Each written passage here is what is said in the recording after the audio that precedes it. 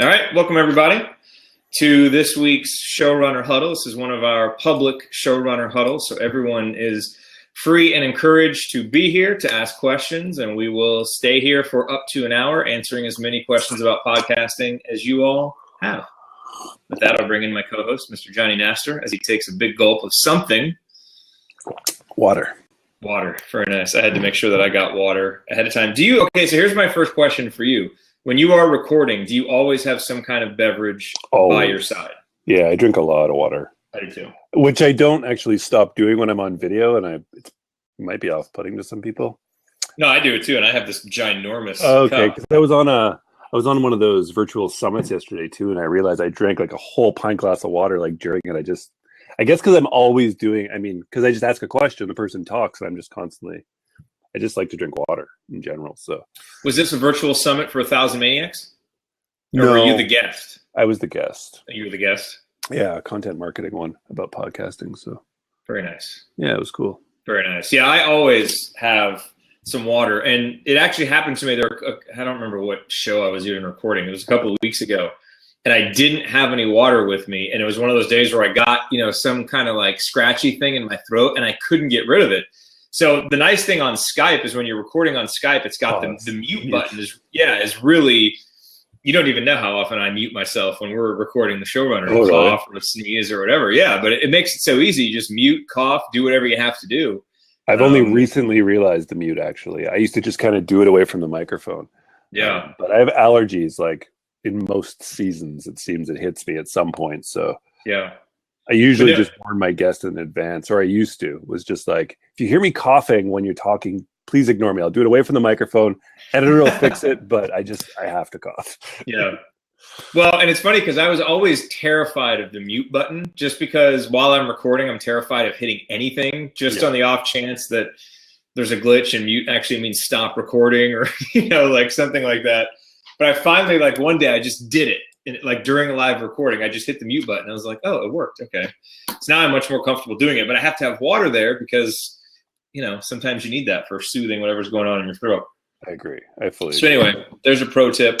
And if you're going to be on video, maybe don't use a huge glass like this that takes up the entire screen when you drink. Maybe a smaller mug, perhaps, would be better. But I started using this during IU games because it's such a good fit.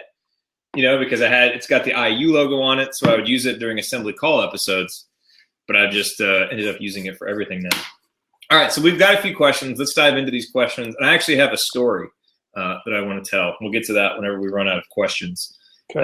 But it's an interesting story about getting audience feedback and making the show better. So let's go with Zero Authority. He's got a question. The only metric I seem to have available to gauge interest is downloads in Blueberry. How do you guys do it? And as I was explaining before we went live here, downloads is an important metric, but it's not overly important. It's kind of like page views for web traffic. It's like the very, very top, most general metric.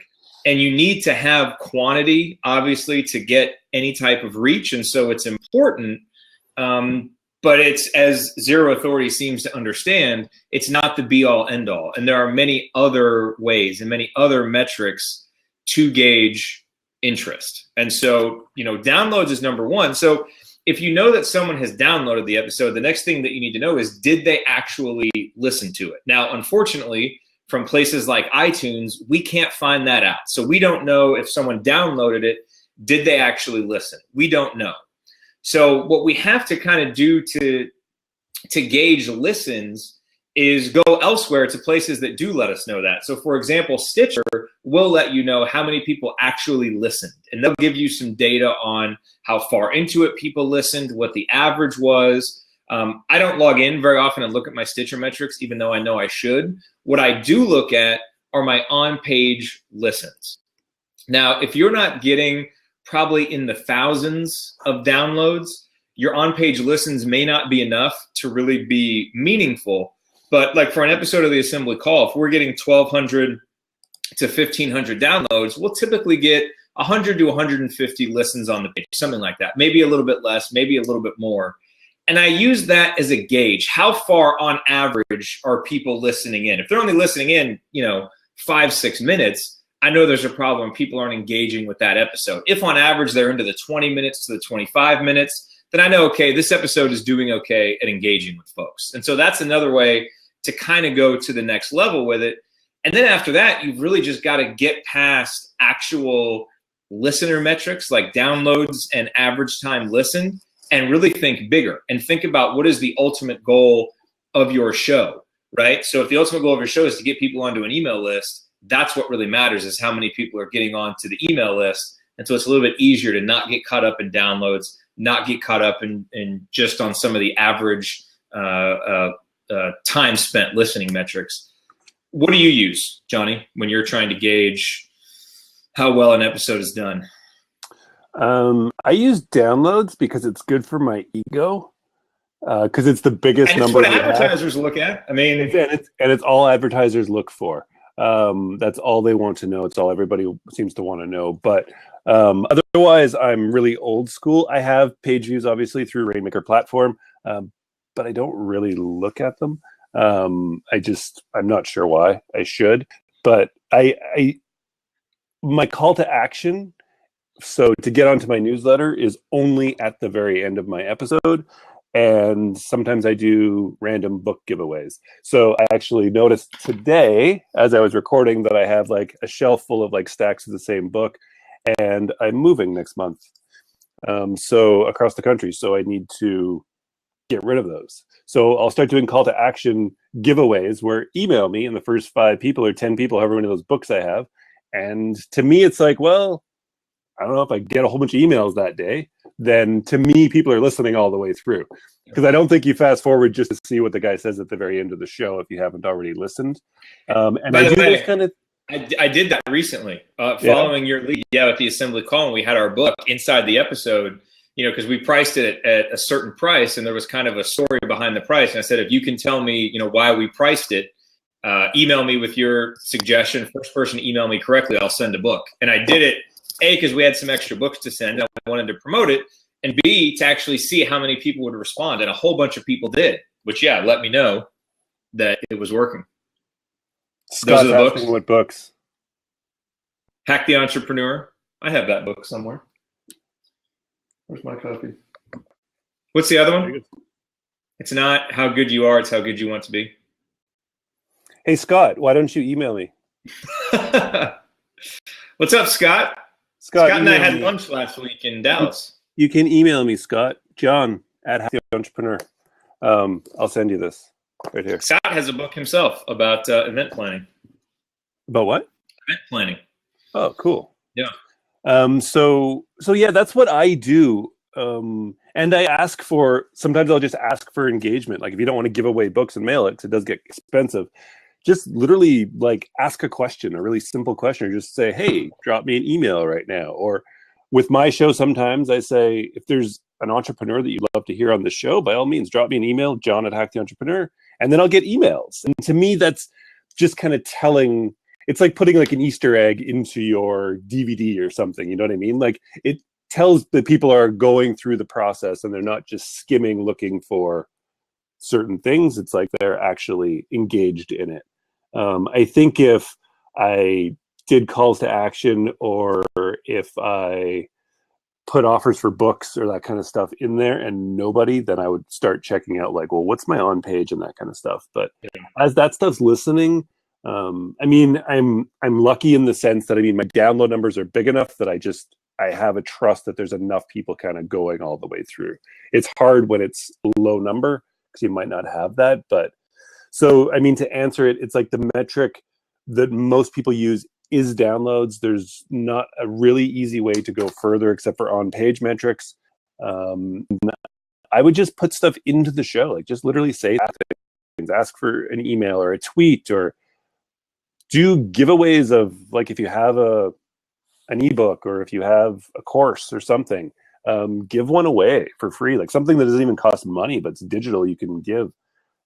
People will engage. And not even will you see if people are engaged at that point, but to me, it actually increases engagement because obviously then people are paying more attention to the next episodes because like, whoa, he might be doing something else like this. It's more interactive. And I think that's a good way to make it because it will increase engagement itself as well as tell you what engagement already is. So that's how I play it. Our buddy Chris, what's up, Chris? Glad that you could be here live too. He said that he's found that soliciting questions via email is a great way to see how engaged the audience is. And the question is, are people responding? Yeah, and that's, you have to be a little bit careful. And Johnny, you kind of alluded to this, that if you're new and you're still building your audience and you have small numbers or a small number of subscribers, don't expect to be overwhelmed by the response. It's always going to be a small percentage of people that actually are going to respond to these calls to action. But that's what you're looking for. You're looking, frankly, for, 5 to 10%. That's probably even a lot, 5 to 10% of people to reply. That would be phenomenal.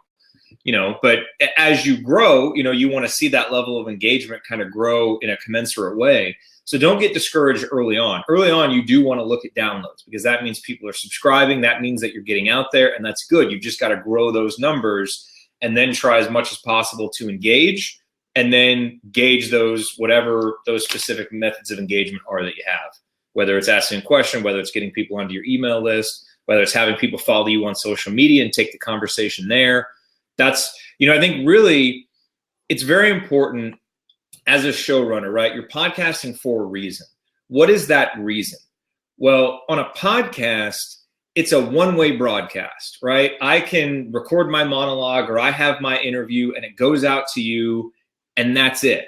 So for me to actually have a relationship with you, I've got to have a way to take that conversation elsewhere. That might be email, that might be social media, that might be here to a blab session, wherever that is. So I think you've got to have, for whatever your business objective is or your personal objective for your podcast, you've got to understand where you're trying to take the conversation. And then, after a certain amount of time, when you've built up some downloads, if people are following you to that conversation point, now you know that you're engaging right. And if they're not, that's where you want to go back and say, okay, there's something's amiss here because I'm getting downloads or people aren't engaging over here. I've got to find a way to pull people over here. And that's really important. And you've just got to have thought that through strategically and in a big picture sense, and then pay attention to it. Okay, let me see what Chris said here. For the show I'm thinking about, I answer a lot of questions to build my audience. I solicit questions in other networks and answer them on the show, then share the episode where it was originally asked. That's another really good idea. Mm-hmm. Very good idea. Anything else to add on this topic of engagement and interest?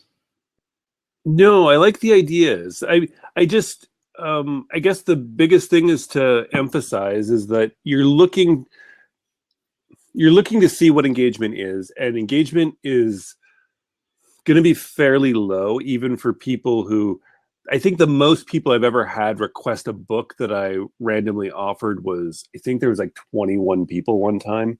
And that's like a lot. I know, but that's like shockingly low for the downloads, right? So like as a percentage, it's like it's 1% or less than 1% probably. It was less than 1%, yeah. So for the number of downloads at the time that happened, and so yeah, if you only had 1,000 people downloading it and it was like less than 1%, that's hardly anyone. That's hardly a person or two coming and forward to you. That's not that they didn't hear it. That's not that they're not engaged. It's just they were riding their bike and they heard it. And they're like, oh, that sounds cool. I need to remember to email John at some point. And you don't, right? It's just something that happens. But that doesn't mean they're not engaged with you and your content. So you do need to be aware of that.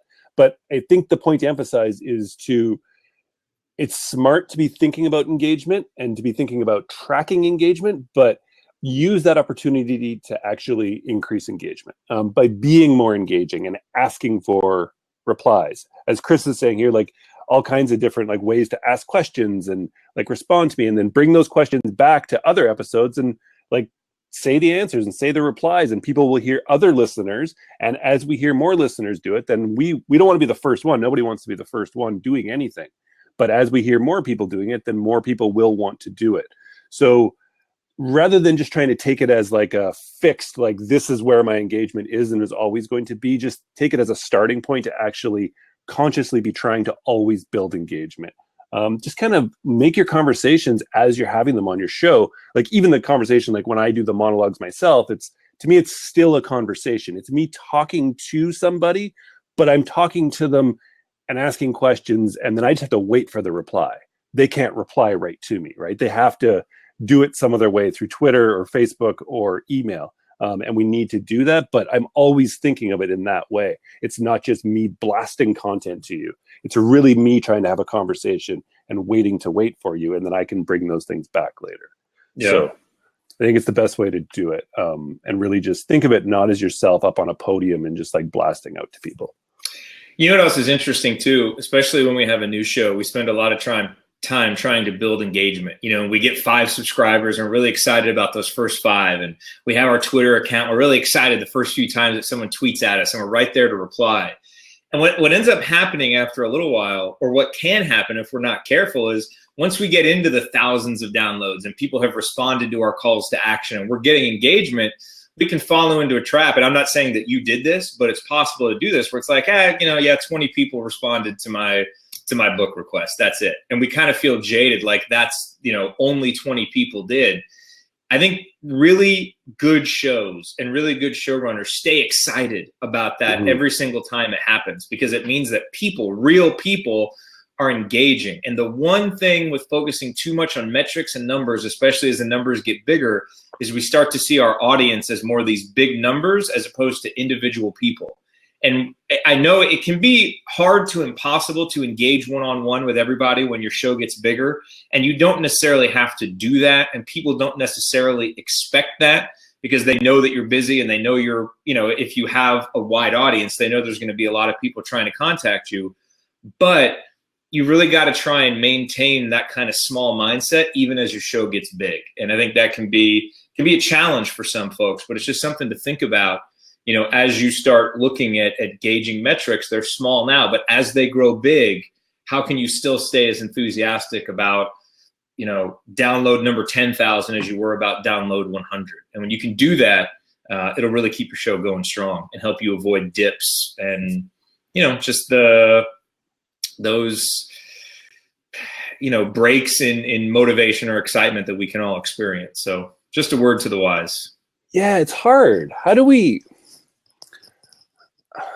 keep that sort of like wide-eyed optimism of the first 1,000 downloads when it's hard, man? Like, because as you're saying it, it's like I'm totally guilty of that, I'm sure. And I try consciously not to be, but yeah, you'll slip into it where it's just like, okay, I got to go through the motions and get this out. And I mean, 2 years ago, if I would have thought that like I'm publishing an episode tomorrow and it's going out to this many thousands of people, I would have been like, crazy. Yeah, it doesn't even make any sense. Right now, it's just like, whatever. I just got to like get it done and get it to the editor so it can go out. But I don't know. How do we keep, it's not like that naive optimism or that like youthful, I guess it's like life, like, right? How do you keep sort of that wonderment of like a child that they have, like where everything is just new and cool and amazing? And everything is new and cool and amazing, but we kind of get jaded and forget about it. I think we're gonna need to do an episode about this, because it's true. I mean, and the thing is, in reality, it may be impossible in a way. It may be impossible, but if you can keep 80% of it, I think that's really what you're trying to do. And I think there's a couple of ways. I think number one is to be intentional about it, to actually think about it and recognize it. I mean, that's certainly the first way, because I think it's really easy to just start running and go forward and you don't even think about it. So really stepping back, thinking about that. I think number two is really understanding the why behind your show and understanding why you're doing this. And hopefully it is an audience focused why. So that always keeps you excited, and that helps to ground you. It's like with the digital entrepreneur, I'm getting ready to switch gears with it a little bit and start doing some more profiles of digital entrepreneurs and start, talking about some use cases of people who have used Rainmaker platform to kind of build their business goals. And part of the reason for that is I want to get back in touch with those stories, those people, because those are the people who the show is for. And so that is kind of like rekindling my excitement for that. And then I think the third way that you can do it is to try to maintain as much as you can that learner's mindset. So it's like with you, after doing, you're nearing 200 interviews with entrepreneurs, right? How do you stay excited to interview that next entrepreneur? Well, if you feel like you've gotten all the answers already, you're going to lose a little bit of that. So being intentional about, remembering that there's still something new to learn. Maybe it's fitting a new question in to your interviews, to kind of mix things up a little bit. Maybe it's talking with people who are relevant for your show, but in a little bit of a different area, so it spices things up a little bit. Or maybe it's even doing something new technologically that keeps you interested. Maybe you've never really put a lot into show notes before, and so you want to dive into show notes. Maybe you're going to try a new promotional thing. You're going to get into paid advertising when you've never done that before. So I think any of those things can kind of jolt, when there's something new when we're learning, I think it keeps us naturally more motivated and enthusiastic because we're not standing still. We're not just filling a quota on an editorial calendar with a show. There's a real purpose behind it. And so all three of those things, maybe you can't do them all at the same time, but trying to focus on them at different points, I think can help us keep that. Yeah, I think you're right.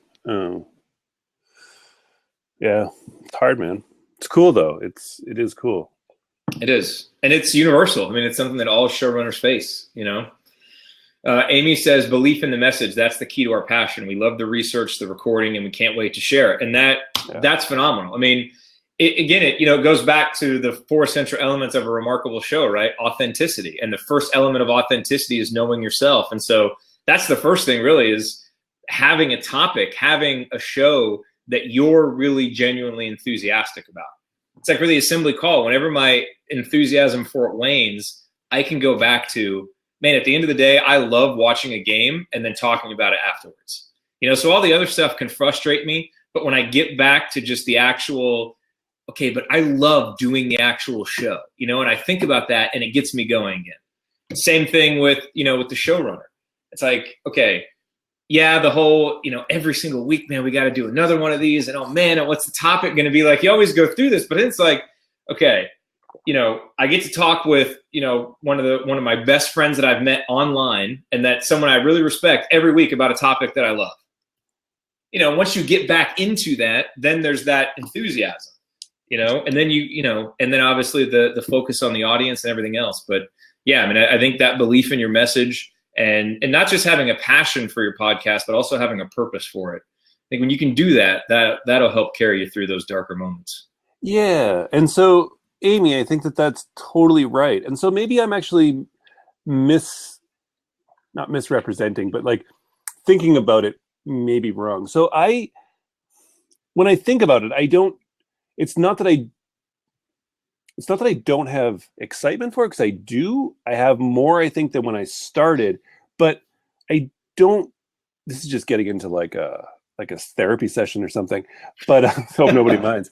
But it's interesting because I don't think about my audience when I record, I guess is what I mean. Like, I still think about that one person. I'm still just talking to one person every single time.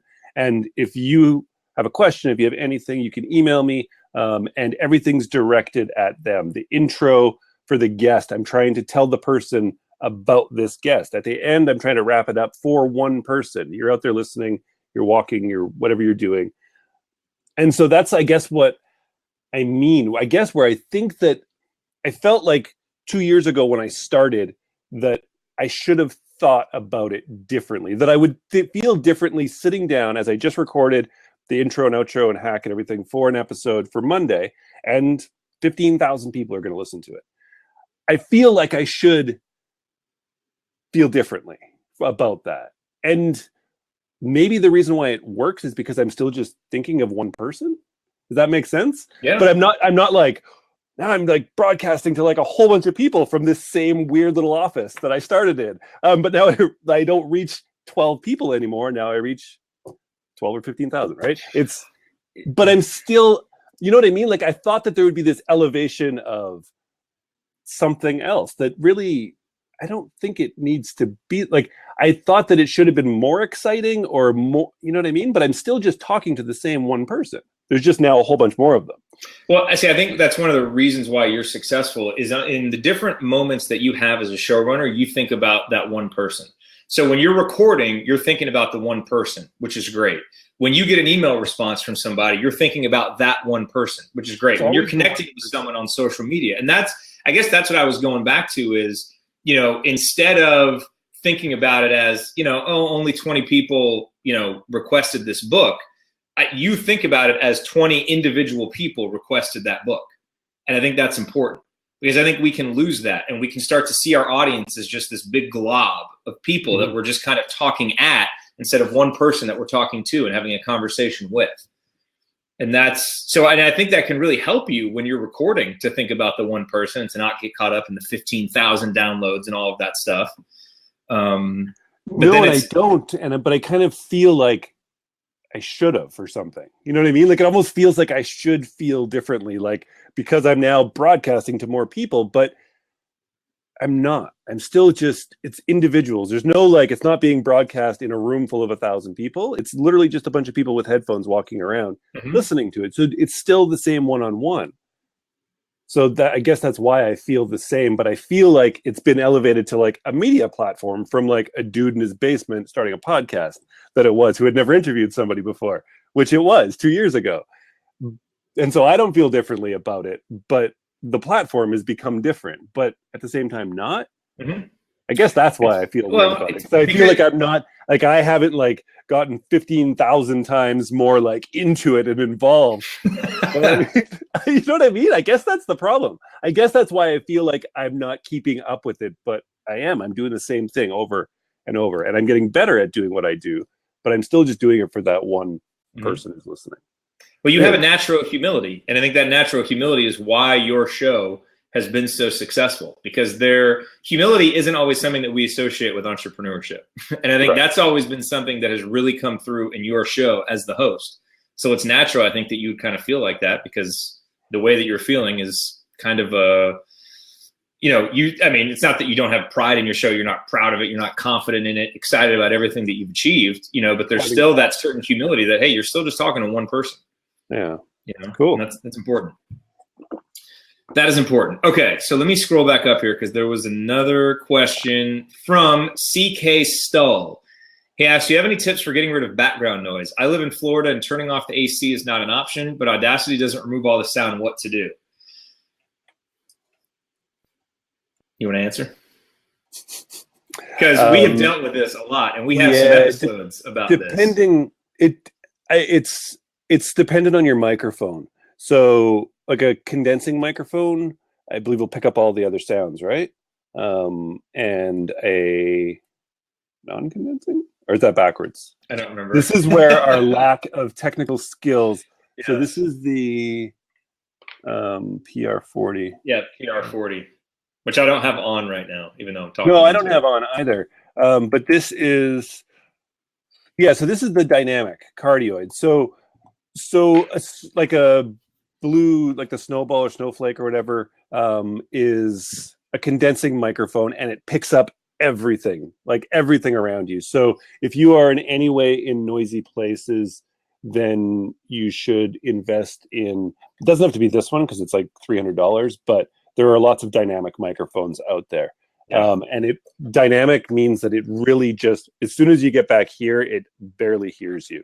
And I could snap over here and it won't hear me, because my dog will bark above me lots of times when somebody goes by, or fire trucks will go by, and nobody will pick it up in the microphone. So I would invest. You can get them for exactly. There you go. The ATR 2100 on Amazon, you can get it sometimes for $35, $40, and it will. You don't want to be doing that in post-production. I mean, really, really loud extra stuff that goes on, you can get rid of in post, but you don't want to be doing your whole sort of conversation. It's just, it's a nightmare. It's going to make you hate running a show, and it's not going to be as good anyways. So definitely yesterday, and it's up to 75. Yeah, totally, Scott. It does go up to 75, but you can put alerts on things in Amazon, and it will drop in price a couple times a year, and especially like Black Friday and those kind of things. So definitely, and still worth it at 75. It's true. The mic is important, and I will say, he says he lives in Florida and turning off the AC is not an option. I live in Texas and record a lot in the summer, and I will turn off my AC for that time when I'm recording, because in the room that I'm in, you can hear it. And so have I sat here sweating a lot of times during recording? Yes, but it gets that noise, out of it. So yeah, I mean, I think sometimes you may want to turn the AC off. And you may see, some people say like you can use the noise gate and do this, that, or the other when you have stuff, but man, it is such a pain in the neck to try and pull background noise out. So don't rely on post, really try and clean up the audio as much as possible. So the mics that are being mentioned in the comments section, that was the ATR 2100. The PR40 has been a godsend for me because I actually live in the room that I record in is very echoey. And I sit here and record, right here. And it's not a lot on the walls. The ceilings are high. And this has removed most of the echo that used to sound really, really bad. So it's really good. So I bring mine to new apartments, hotel rooms, weird rooms where I just record, and it doesn't matter where I am. It just sounds great. But the ATR 2100 is great. And it's true with air conditioning, man. I live in Canada. It's freezing cold like most of the time here. And I turn off my furnace when I have to record. Not in the summer, obviously, but in the dead of winter, and it gets cold sometimes when I have to do like 2 or 3 interviews in a row, but can't have a furnace on because it will actually pick up in the background. And we just have to do it. We're showrunners. We have to sweat through it sometimes. Or shit in the cold. You have to, man. You have to. Okay, so Chris says he's curious about the musical interludes on the episode on Rainmaker. What's that? I'm curious about the musical interludes in the episode on Rainmaker. Can you provide? I'm not sure what that's referencing. Oh, someone will be talking, and then there is a musical cut, and it picks back up. So typically, I know on episodes of the Showrunner, we try to set that up early on to where when we transition, we have music that kind of plays at the end of a section to signify that section is coming to a close, and then the audio goes up, and then it goes down again when the voice starts to come back in to begin the next section. Hearing it in Digital Entrepreneur also. See, Digital Entrepreneur, are you hearing it in the middle just of an episode, just randomly when people are talking? Or is it during a transition? That would be interesting to know. Because I know, when we've sometimes, I don't, so that's a good question. Maybe if there's like a mistake, a cut, Toby puts in music just to bridge it. Yeah, he may. I don't know. I'll have to ask him. I haven't. I know when Toby so much, I don't always go back and listen to those episodes. Like when we were getting ready to release the Showrunner the first time, we not only picked out like intro and outro music, but we also picked out like transition music. Yeah. And we didn't even know what those transitions would be yet, but we kind of packaged it all. It's always a full transition. Yeah, so I guess that's what it is. I don't know what exactly that is either, but I know on my show, it's like I have the intro music, I have outro, and I have transitions between ad spots, and it's just different music I've picked out, different places that I know matches, and the editor puts it together. Yeah. So, it's probably something we should cover.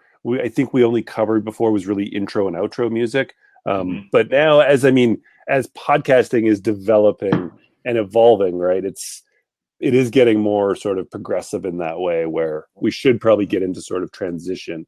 It's really a lot of just preference. Obviously, you have to really spend the time just listening to different kinds of music and picking out little sections and kind of get together like a folder of them that you can use in different spots. Yeah, and it does up the production value. because I did a lot of that because I did all the editing for the very first episode of the Showrunner, and it took forever. That's awesome. And it was cool to do. It does take forever, but if you can just have a library of kind of your go-tos, your go-to music, and kind of have an idea of when you will use it, so you're not always, kind of recreating it every single time. That's always a good thing. Ian, good question. Yeah, it is a good question. We have a showrunner who is offering a crazy deal, starting at $5 for 10 minutes on Fiverr. Is it I want to say Jarmar. Oh, Jamar is? I think he posted it on Facebook. Maybe if you want to check the Facebook feed, he posted. I don't know if he posted it in the group or just on his. But so he was really good. So Ian, So my answer for editors, Ian, is that editors are all over the place for pricing, from people on Fiverr to people that charge hundreds of dollars an episode. And so you have to find somebody that works obviously with you well, but I found mine over 200 episodes ago now, but on Upwork. It was called Elance at the time, I believe. And I posted a job, and then I just looked at people's references and all that, looked at their work, and interviewed 3 people, and then picked mine. And he's awesome. I actually just met him when I was in Lisbon. Went out for coffee and dinner with him, and it was really cool to meet him. So he was from Upwork. He still works through Upwork. If you want, you can email me, just John at Hack the Entrepreneur, and I can share you his information on Upwork, and you can check him out if you want. Really, I mean, I think he's really good, and his prices are quite good too. But there's also, I believe it's Jarmar, and he's part of the Showrunner course, and he's now offering services because he does his own show, so he knows, and he wants to help more people with editing as well. Yeah, I can't find it in there. No? Okay. So, but I mean, Upwork and those kind of places I would stay away from Fiverr, unless it was Jarmar, because I know him, but I would stay away from Fiverr, and just because it's not that good. But Upwork is full of, you look at actually, that's where I found my producer too recently. For about the last, I think, 40 or 50 episodes, she does all my show notes, she does all my artwork, she does all my scheduling, and setting up the episodes to go out, and like puts everything into Libsyn for me and into Rainmaker for me as well. And I just looked up her on Upwork as podcast producer. And again, I just interviewed a bunch of people. I know there's so many, totally, but you can see prices, you can see reviews. The best way, Ian, if you haven't used Upwork, I mean, start right away with narrow it down by only people who have ever worked within the last 1 month is how I do it. And then anybody, I think it's 4 stars or 90% and above. Like, you don't want people with 3-star ratings. Just get rid of them, and you'll start narrowing it down. You'll get it down to 20 or 30 people. But just, you only want the best of the best. And I mean, as harsh as it is to say, it's like, I never want to be the first person to hire someone on Upwork. Sorry, I know that you need people to hire you for the first ones to get good reviews, but I don't want to be that first person. I don't have really time, and I don't have the inclination to be that person. There's lots of people with hundreds of jobs and hours and 5-star ratings. So I would start with those ones always, because that's really the only value to me of marketplaces like that is the rating systems already. So, oh yeah, there you go, Podfly. So, I mean, there's also, yeah, as Scott says, I mean, there's a ton of other like full companies that do it. I mean, that's what we use at Rainmaker, and which is Toby Lyles at 24 Sound. What is it? 24 Sound. 24 Sound. Yeah. I mean, he's awesome. Totally too. So, but I mean, I would never have found him myself. So, but now that I know of him, he's great. So I'm just going to look quickly if I can. I want to see. Chris is asking if we've covered the actual delegation workflow. I know we've talked about it in episodes. It's probably something that we can get into even more, because what we do has evolved even since we started the show. You know, I know, for instance, with our shows at Rainmaker FM, you know, I'll record it and then write the blog post and do the show notes, and then I submit it via Trello, and it goes into Trello to our production team that then takes it from there. So, you know, there'll be notes for Toby. We'll upload it to Dropbox, and then he'll edit it. We have a producer who will then, you know, put the episode into the blog post and then get the script going. So after we record, then there's a whole system for after that. And I mean, obviously that's the most important thing, is to get an actual workflow where it's just repeatable and easy, and everybody knows what they're supposed to be doing. So if we haven't covered that yet, I'm going to make note of that for a future episode. Yeah, that's a good idea.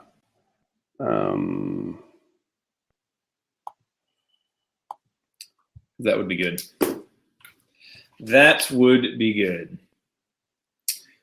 Chris says he'd love to see a screenshot of a completed Trello card. Shoot me an email and I'll send you one. I would be happy to take one and do that for you. Okay, so I want to make sure I don't miss any questions here. I think the rest of these are comments. So I wanted to share a real quick story that was interesting this week.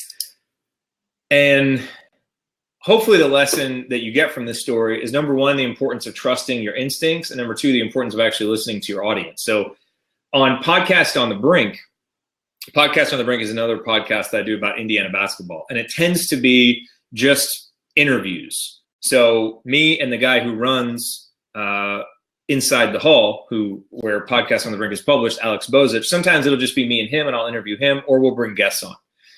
And so typically I will record an intro to play before the interview. And so always start it the same way, welcome to Podcast on the Brink. This is a joint production of the Assembly Call and Inside the Hall, and just kind of give some information about our sites, because the whole reason why I'm doing that show is to promote the Assembly Call. So I want to get that in there first. So it used to be just that. Well, then we got the sponsorship deal with SeatGeek, so we had to add that in there. And then there's always, a little bit of a tease about the guest, who it is, what we talk about, hopefully tease something at the end, to kind of encourage people to listen. And then I decided to start doing something fun. And for every episode, because we keep track of the numbers, so we just did 136.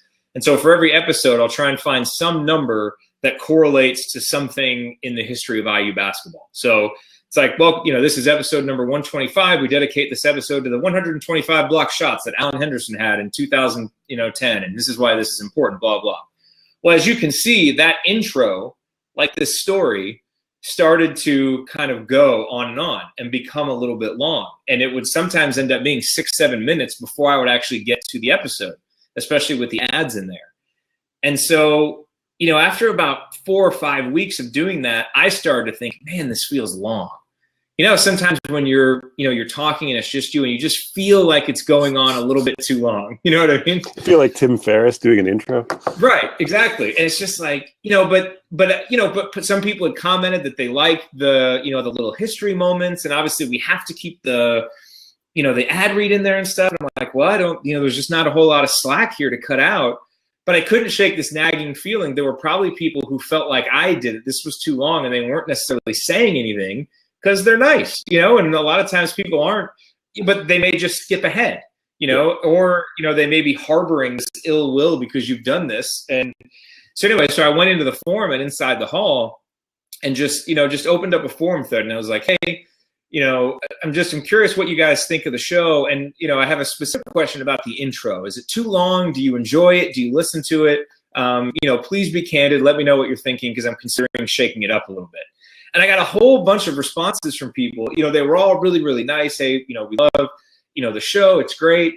The intro is a little bit long, especially now with the ad. I mean, we know you guys have to do it to make money, but it does feel a little bit long, and we just skip ahead. Some people said they didn't even like the little history part. Ultimately, after a little bit of discussion, I realized, okay, it might actually be better to put the little history nugget at the end, because it'll save time in the intro, and because I can tease it at the beginning. So, hey, this is episode 136. This episode is dedicated to the 136 points that this former Hoosier star scored in Big Ten play his freshman season. To find out who it is, listen at the end of the episode. And so it's interesting how sometimes constraints can be blessings, because I had this nagging feeling, I ask about it. It's kind of confirmed, which, was nice, but it still kind of hurts the ego a little bit, because it's like, because people are saying they don't like something you're doing. And no matter how that's delivered, it kind of hurts a little bit. But, it was one of those where I chose to see it in a different way. And as soon as I did that, I realized how much better it would be, because now I can put this at the end. You tease it, so now there's an open loop, so more people are likely to listen all the way to the end. And during the transition from the end of the interview to this little history part, guess what I can promote again? The Assembly Call and Inside the Hall. So I actually add a new section where I can promote up the main goal of why I'm hosting the show. And so, again, now I kind of wish I had done this like 10, 15 episodes ago, but that's why I think it's important. We are all showrunners probably because we've listened to a lot of podcasts and we've developed some taste for what sounds good, what doesn't sound good. And I think as we're recording, as we're doing things, we need to trust our instinct. And then doesn't mean that you trust your instinct and you just act on it. If there's a place where your audience is congregating, ask them. Because a lot of times your audience will give you great feedback once you open it up. If they like you and they feel free and safe, like you're not going to take it personally, now you get this great feedback that a lot of times can make your show better. So it was huge. And I think it's made the show better. And I just did the first episode the new way, and it just felt so much better. And there were a lot of comments like, hey, I love the new format. And so, it's one of those, I kind of removed this nagging frustration I'd had with the show. We talked earlier, how do you, kind of get another jolt of enthusiasm? That has given me another jolt of enthusiasm for the show. It'll probably last another 10, 15 episodes because it's this new way to do it. And I know the audience really likes it and is excited about it. So that's my lesson for you this week, is to trust your instincts and then ask your audience, because maybe your instincts are right. Maybe they're right on track, but maybe your audience can even add another layer to it, which is just good. I like it. I'm a huge fan of getting into the show, as is probably known. Yeah. I really don't like intros. I don't like intros that go on forever. I love the idea of teasing it and then having something, especially after the main segment, obviously. With my show, I'm a huge fan of that because I think it kind of pulls people all the way through the episode, and it kind of keeps you listening because you're waiting for that to come, which is kind of cool, rather than just like, here it all is right at the beginning before we. And it's people just typically, they download your show, they press play because they want to get into it. So I think it's great. But yeah, it's hard. It's hard to have people tell you that they don't like it, even when you're asking them to tell you that. It is.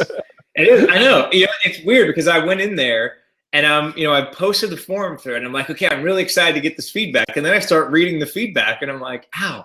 It's like all these wounds. And I'm like, stop with the feedback. I knew they were going to say this. But again, it's, it's one of those things. Like it's the power of intentionality and the power of choosing our perspective, which I feel like sometimes we don't realize we can do. But if you just step back from it and you're like, okay, wait a minute. Like, I actually shouldn't take this as wounds to my ego. This should boost my ego because I asked a question and this many people care enough to give me a candid response. Like, that is actually huge. Like, I should take great pride in that because, the opposite of love is not hate, it's indifference, which I don't remember where I read that, but it's so true. I would rather have someone hate something and tell me about it than just be indifferent to it. True. So again, it's all about your perspective. And as showrunners, a lot of times we have to choose our perspective. And when you're in any type of leadership position, it's so important to choose your perspective. You can't just let everything that's going on around you affect you. You have to choose it. And when we are the showrunners, we are the leaders of an audience. So if we're not going to choose our perspective, we're just going to be led this way and that by the whims of whatever, then we're not going to lead our show in any type of coherent way. So, yeah. It's cool.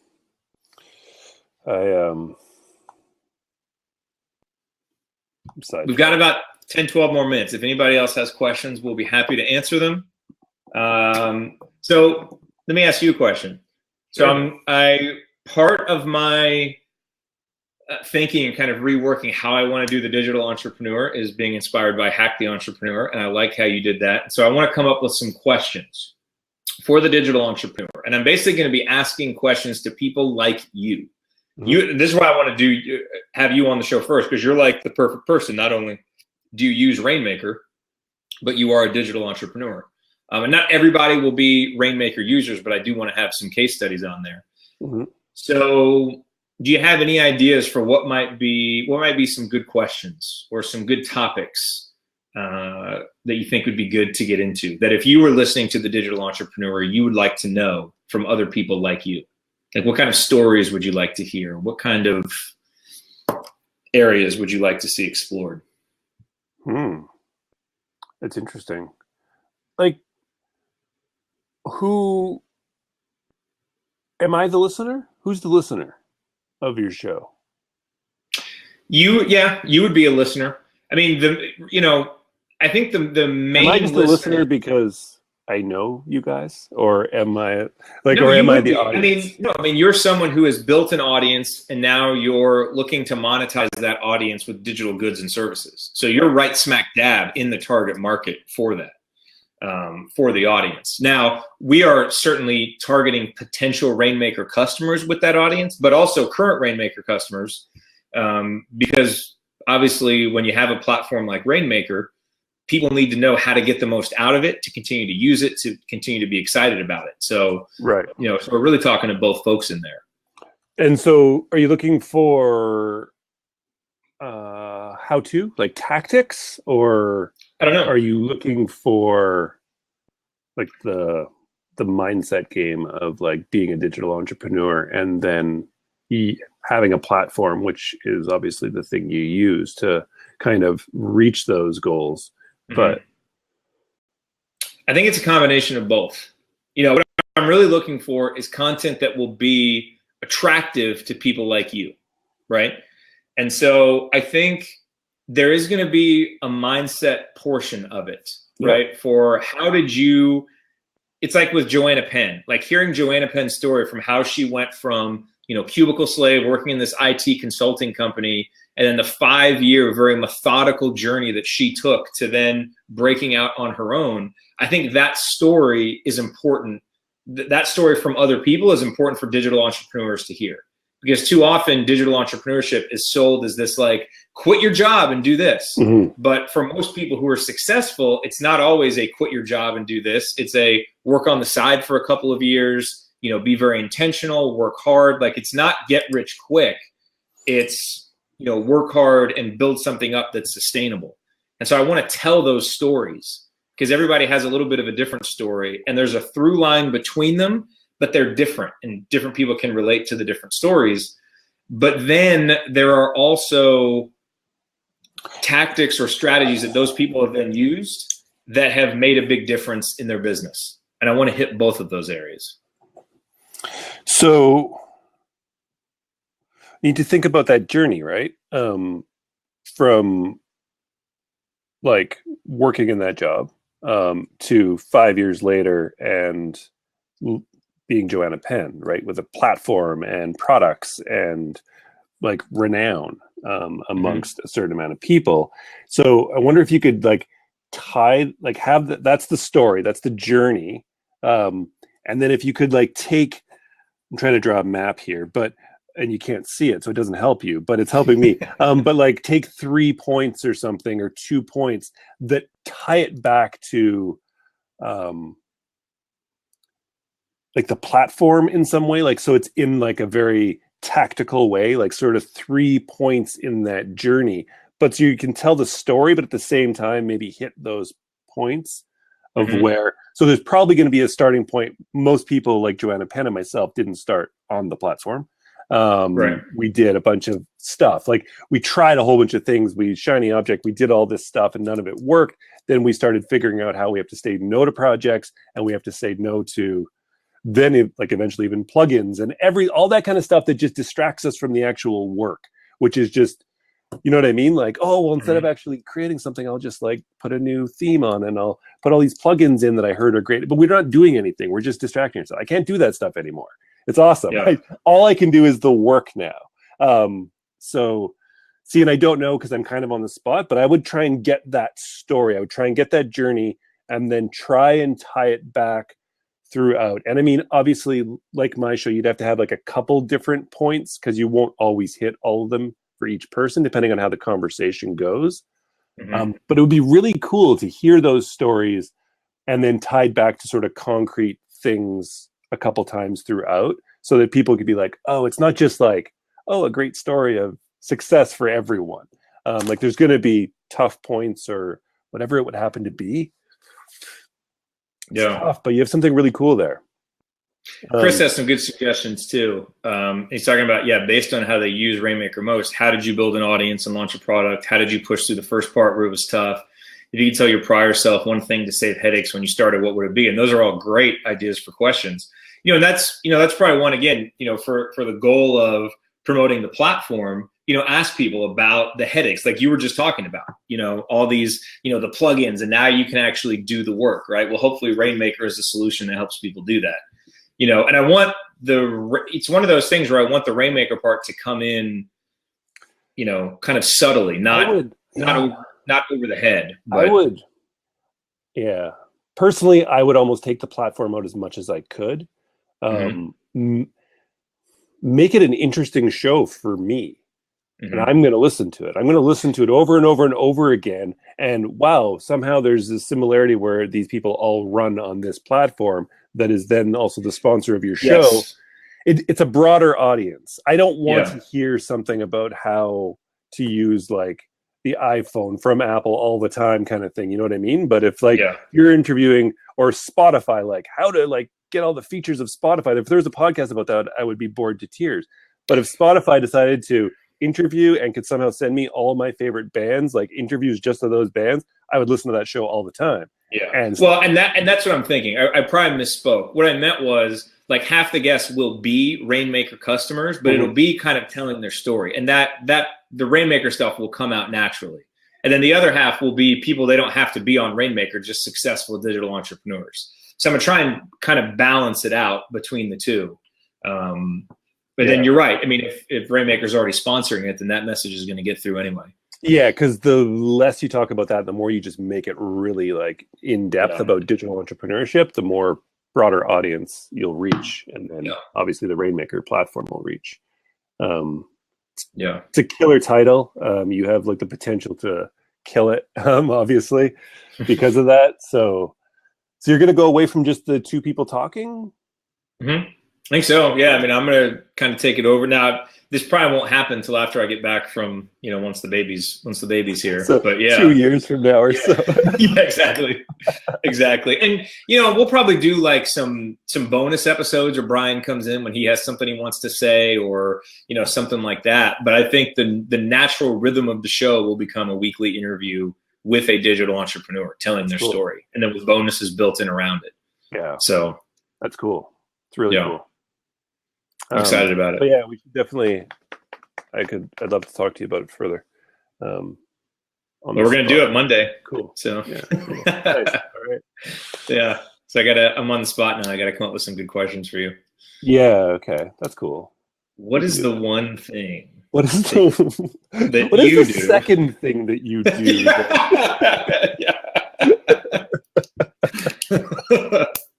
That'd be awesome.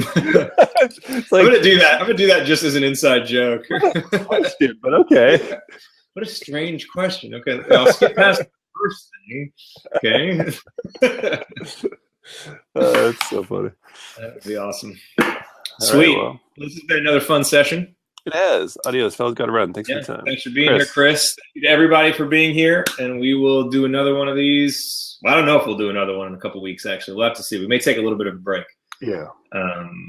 But we may not. So tune into the next episode of the Showrunner and be on the email list, and we will let you know. Cool. Thanks, everybody. Pretty fun. See y'all later. Take care.